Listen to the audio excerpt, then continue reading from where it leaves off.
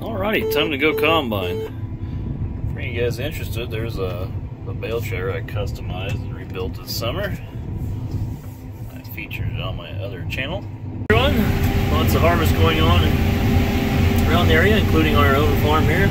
We're just finishing up this patch and we'll be getting ready to move on to the next one here real soon.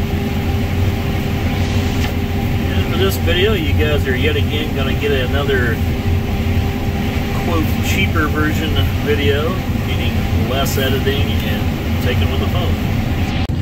This field of corn here was 1197 Pioneer. Some spots in it are pretty good, other spots in it are a little bit poorer. We had some 1870 Pioneer between here and the hilltop. That was some of the worst Pioneer that I have ever harvested. Then on the hilltop thereafter we had 1587 Pioneer, which was some of the best corn I've ever harvested. So a bit of a mixed bag. This 1197, I think, developed a few fungus issues, and we debated spraying it. We did not apply fungicide to this. The return on investment probably would have been there with the fungicide. The 1587, with the yield that we got off of it, I don't think it gets much better in our area than that yield, so it probably wouldn't have paid to do anything to that. Certain varieties are more susceptible to fungicides than others.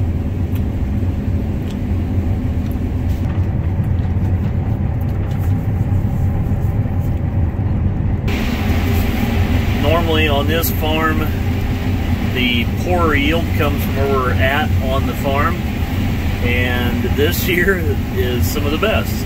And the reason it's a little bit poorer on a normal year is because this is some of the wetter ground on the farm. And this year we were in a drought, as well as most of western Iowa. Central Minnesota was in a horrific drought, but we were definitely dry.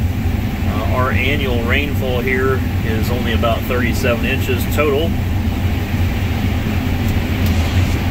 In northwest Iowa, they only get as little as like 28 inches of rain. However, they get more snow, and their soil has the ability to hold more water from snow meltdown. So in this area, we get a little bit more rain, a little bit less snow, just because we're on the southern end of western Iowa. Anything east of the Rocky Mountains is typically dry. As you get into western Nebraska, very dry, and then as you get into eastern Nebraska, it starts to get a little wetter, like around the Grand Island area would be around the 27 inches per year annual rainfall. However, they have a large aquifer, so you see a lot of irrigation. In our particular area, there's really no irrigation. As you can see from the land topography, it's a little bit hard to irrigate, as well as we just do not have a good groundwater source. There is some irrigation area, but very, very limited. I would say within a 30-mile circle of our farm, under 1% is irrigated.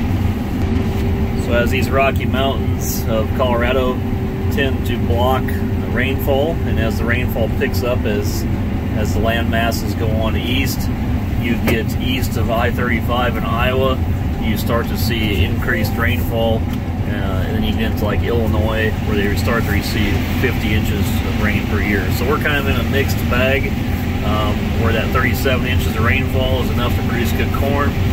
Then you end up with a year like this, where we essentially had 4 rains. We had 4 pretty good sized rains all summer, but we basically had 4 rains to produce our crop, and we were short on rainfall. I think our farm was probably only around that 30 inches, and 27 inches in Nebraska is an indicator to use in irrigation to have corn hit its highest potential. Then really 30 inches is not quite enough. So our yields are amazingly as good as they are. Some of this corn is it's with a cube, it's perhaps chrome. It's a new variety, and it usually has Aquamax traits to it, which use less water, better drought withstandability. And drought withstandability was key this year. So we're in a bit of a challenging area any year. And no area has a consistent variable to it, but we're in a little bit of a challenging area here. And this year was dry to boot. but I am surprised that the yields are as good as they are.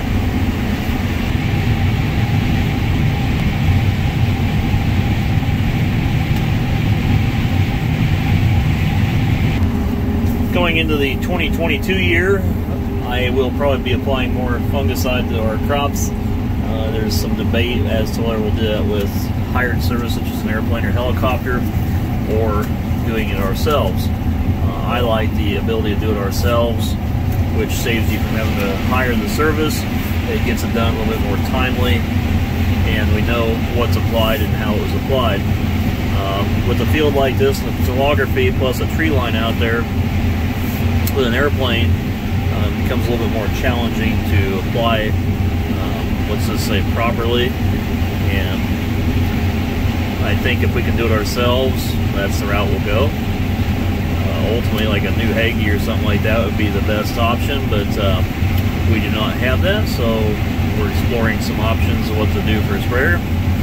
One of the options I have looked at is a lift kit for our sprayer, and if you're interested in those lift kits, it's called a Simonson kit, and this farm's the wrap.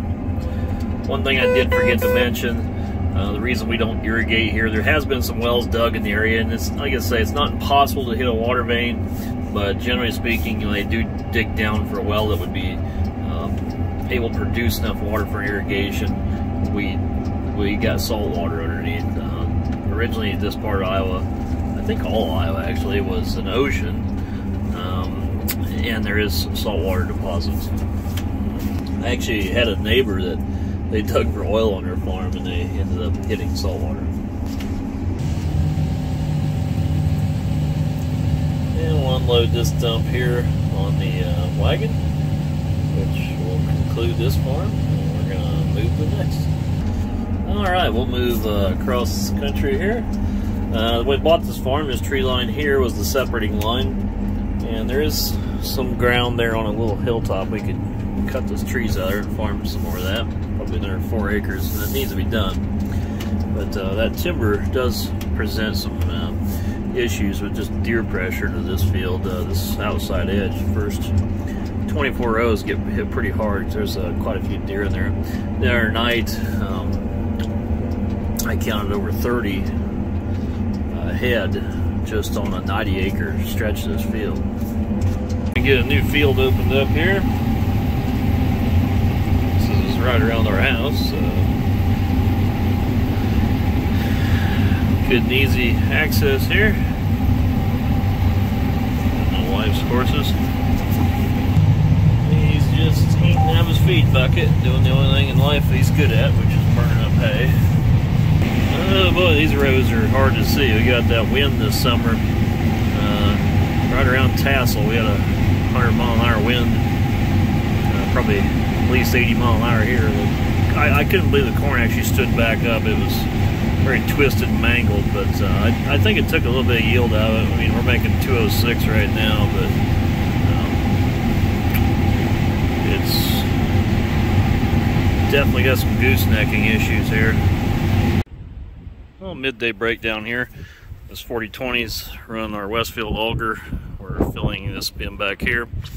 And we just about got the bin full, so we're getting ready to move the auger. Our auger also has a hydraulic swing on it. When we went to swing the auger, we noticed the hydraulics on the tractor randomly dropped pressure. So we're thinking our stroking valve had a failure. All of a sudden the tractor just hydraulics like they quit working. So we have to get the hydraulics fixed so we can get our auger lifted up and down. This is a 1967, I believe, 4020. It's a power shift, turbocharged. It is OEM sheet metal, and there's no rust and no dents. And we need to get that auger moved over here to this bin. This is a 13091 Plus model. This is not the new style auger. The new series, the MK with the X after. This is the MK. But the MKXs had a lot better hopper intake, down here on this end, which made it a lot faster filling for the auger. This auger's got the capacity, it's just that the swing hopper won't deliver it.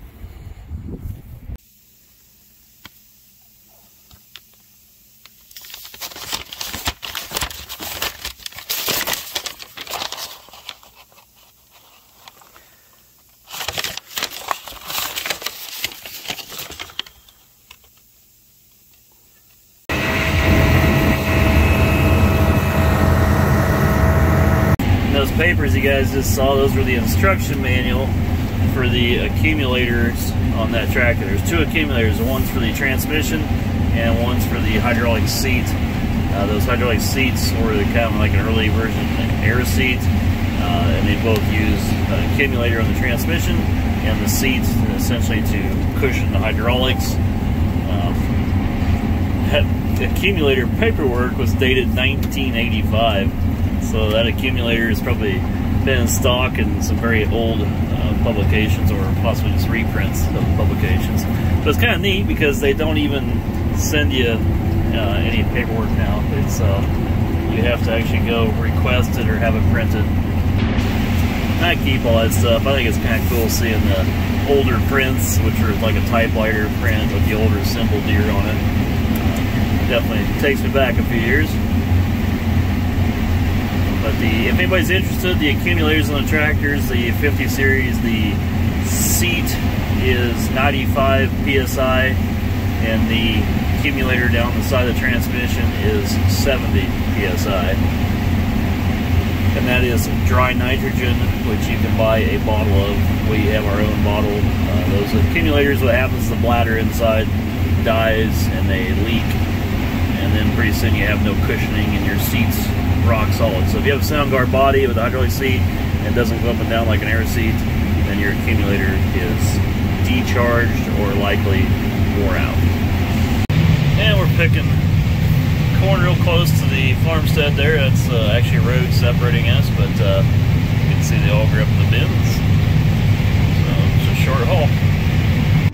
Well, I'm out of donuts and the wagon's topped off. We need to go haul this load in.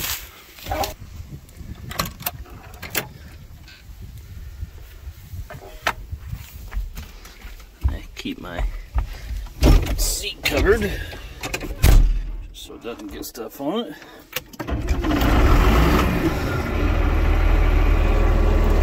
Oh, I do like this 4850.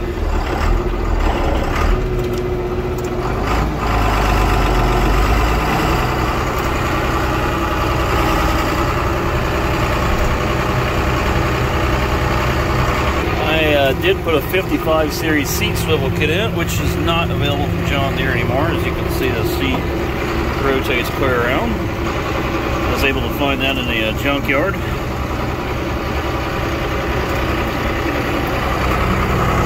Back here on the console right there, I have the Green Star mounting bracket, Green Star Universal, all integrated, so we can do whatever we need to do with this tractor, such as run a baler or anything with ISO bus system. If I have any non-farm related people that watch this channel, which I imagine most of you are out on the farm, but this combine, all we're picking here is the grain.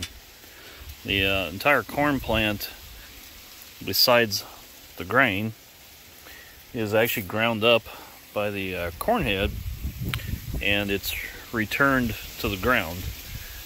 There are other things you can do with the plant, such as use the cob for ethanol production.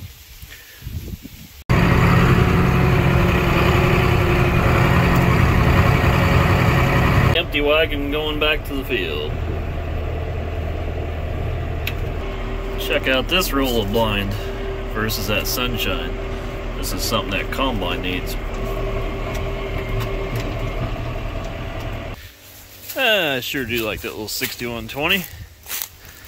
And back to the combine. I was asked about these tires. These tires are increased Flexion 960 R32s, and the front and the rear of the combine are the same width.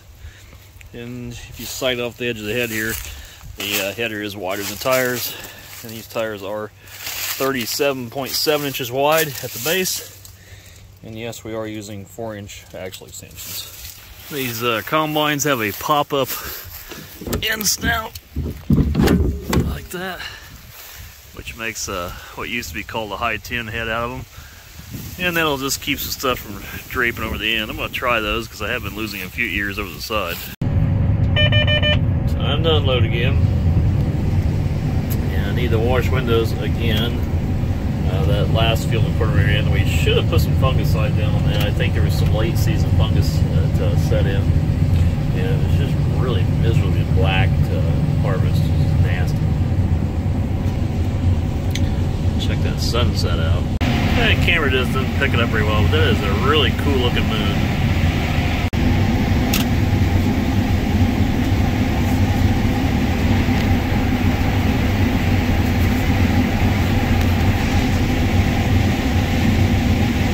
And I am really digging these Larson lights. These are LED lights. Really happy with them. And another wagon full, ready to head out. Yields are pretty good. I don't know what this field will make when we're done. Some of the last fields we had were well over 200 bushels. Some were 170. Kind of all over the board this year. But I think we'll be above normal APH, and our soybeans were significantly above normal. And I don't know how well it comes across the camera as far as these lights, but they are very, very good. And yet again, we're running some very wind-whipped corn here. I'm trying to run things one-handed with the camera in the other hand. But yeah, overall picking corn's going good. Lots of video content coming out yet this fall, so stay tuned for that. You can always check the description of the video below for more information, as well as my second channel for the behind the scenes and some other viewpoints. Picking corn, we've came a long way in technology and yield. I remember the 90s being a 1660 International, and at that time period it was really remarkable machine. I remember, oh boy, 1660, you know. I was used to guys still having 815 combines at that time. And 1660 was, you know, it was like an X9 back then. I mean, things were really, really changed since the early 90s. So it'll be interesting to see what the next 20 years brings for agriculture and technologies. And I did a video here, the last one I did was I talked about combines and what should be improved on. We got some great feedback, so thank you guys for chiming in on that, and I'd like to hear even more. But it'll be interesting to see what comes to fruition. And here is some small corn that's wind whipped, and this is a really deep hole in a terrace where this comes down up and out. Holds water in there. I'll have to work on that. That wind whipped corn, it does pose problems. They said that like 15% of state crops, or state of Iowa's crops, have been damaged or hurt by either wind or hail this year, that's a lot of area.